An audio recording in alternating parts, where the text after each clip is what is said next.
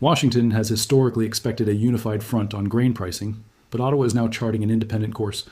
By doing so, Canada is emphasizing that its role as a global breadbasket is a matter of national sovereignty rather than just regional cooperation. The specific quality of Canadian durum and milling wheat makes it a critical resource for international food manufacturers who cannot easily find substitutes. Securing these multi-year contracts ensures that Canadian farmers have direct access to some of the world's most consistent buyers. Trade analysts have noted that the U.S. concerns about price stability are often at odds with Canada's need for diversified market access. This tension has forced a re-evaluation of how traditional allies manage their shared agricultural borders during times of global supply volatility. Indonesia's rapidly growing food sector relies heavily on the specific protein levels found in Canadian grain for its massive noodle and bread production.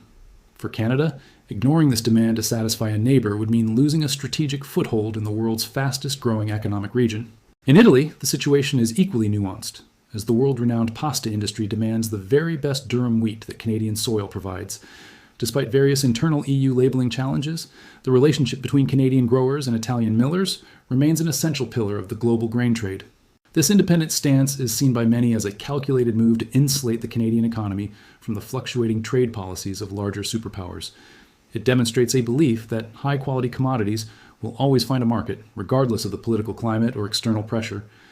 The refusal to yield to trade demands is a signal to the world that Canada is a reliable, steady supplier that honors its international commitments. This builds a unique level of trust with partners in Jakarta and Rome that can last for decades, far outliving temporary political cycles. Prairie farmers are the primary beneficiaries of this assertive strategy, as it protects their income streams from being used as leverage in unrelated trade disputes. Their ability to compete on a global stage depends on the government's willingness to defend their specific market interests. While some fear this could lead to increased friction within the North American trade bloc, others view it as a healthy evolution of economic independence. It acknowledges that even the closest allies can have different priorities when it comes to feeding the world and sustaining their domestic industries. This video is based on research and available sources. Its purpose is to provide information, and it does not oppose any political position. The intricate balance of international trade requires a deep understanding of both economic data and the subtle art of diplomacy. This analysis is meant to shed light on how global resource management is changing in real time. The Indonesian market is particularly valuable because it represents a gateway to the broader Southeast Asian consumer base, which is increasingly adopting wheat-based diets. Canada's investment in technical support and quality testing for Indonesian millers has created a barrier to entry that other competitors struggle to overcome. By staying firm, Canada ensures that these long-term investments are not wasted for the sake of short-term regional political alignment. In the case of Italy, the preference for Canadian grain is tied to a specific culinary standard that has been built over generations of trade and trust. Italian manufacturers often pay a premium for Canadian durum because it allows them to maintain the high quality their global customers expect from authentic Italian pasta. This high-value niche market is too important for Canada to abandon, especially when the demand is so stable and the loyalty is so high. Market dynamics are shifting toward a decentralized model where regional powers have more say in how their resources are distributed across the globe. This trend is visible in how Canada is leveraging its technological edge in grain logistics to bypass traditional trade bottlenecks and reach customers directly. The use of advanced data analytics and satellite monitoring has given Canadian exporters a level of precision that makes them incredibly attractive to international partners. The United States continues to be a vital partner, but the wheat war suggests that the relationship is becoming more transactional and less dictated by historical norms.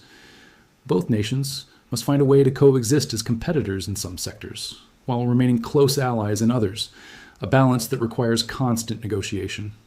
This friction is a natural part of a healthy trade relationship between two sophisticated economies that have overlapping but distinct national interests. The environmental impact of farming is also playing a role as Canada's vast and stable agricultural zones become even more critical in an era of unpredictable weather patterns. Indonesia and Italy are effectively buying insurance for their own food security by sticking with a supplier that has a proven track record of consistency. This long-term perspective is what drives the current Canadian strategy, looking ahead 10 or 20 years, rather than just at the next fiscal quarter. Technological advancements in Canadian rail and port infrastructure have significantly reduced the time it takes for grain to travel from the prairies to the global market. This efficiency is a major selling point that allows Canada to compete effectively even when larger neighbors attempt to influence the flow of trade. It proves that physical infrastructure and logistical prowess are just as important as political agreements when it comes to dominating the international grain trade. The socioeconomic health of small Canadian towns depends on the success of these international exports, making the stakes incredibly high for local politicians and community leaders. By standing up for the right to export to Italy and Indonesia, the Canadian government is directly supporting the vitality of its rural heartland. This domestic pressure is a powerful motivator that ensures the country's trade policy remains focused on the needs of its own citizens first. As global populations continue to rise, the competition for high-quality food resources will only intensify, making Canada's current stance a potential blueprint for the future. Other resource-rich nations are watching closely to see if Canada can successfully maintain its independence without facing severe diplomatic or economic repercussions. This experiment in trade sovereignty could redefine the rules of engagement for middle powers in the 21st century global economy. The role of the World Trade Organization and other international bodies is essential in providing a fair playground where these disagreements can be settled through data and law. Canada's reliance on these rules-based systems gives them the confidence to resist pressure that might feel arbitrary or politically motivated rather than economically sound. It reinforces the idea that global trade should be governed by transparent principles that apply equally to all participants, regardless of their size. Ultimately, the narrative of Canadian wheat is a story about the intersection of hard science, global logistics, and the quiet power of a steady supply chain. It shows that in a world of constant noise and political volatility, being the reliable one who delivers the goods is a position of immense strength.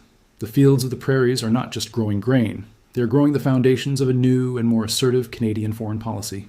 The future of North American trade will likely be defined by more of these specific disagreements as both the US and Canada navigate an increasingly complex global landscape. While wheat is the current focus, the lessons learned here will apply to energy, technology, and other critical sectors where national interests might diverge.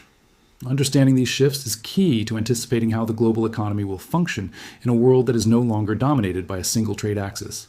Canada's persistence in securing its wheat markets is a testament to the enduring value of high-quality primary resources in the modern digital age. Despite the rise of new technologies, the world still needs to eat, and those who control the food supply will always have a seat at the table. This reality gives Canada a unique form of leverage that it is finally beginning to use, with more confidence and strategic foresight. In conclusion, the defiance of U.S. pressure is not a rejection of an alliance, but a maturation of a trade partnership between equals. It reflects a world where every nation must be proactive in defending its economic future and the livelihoods of its producers. The grain ships moving across the oceans are symbols of this new era, carrying more than just wheat. They carry a message of independence. How do you think this shift in trade independence will affect the long-term relationship between the two neighbors? Or would you like to dive into the specific quality standards that make Canadian wheat so unique?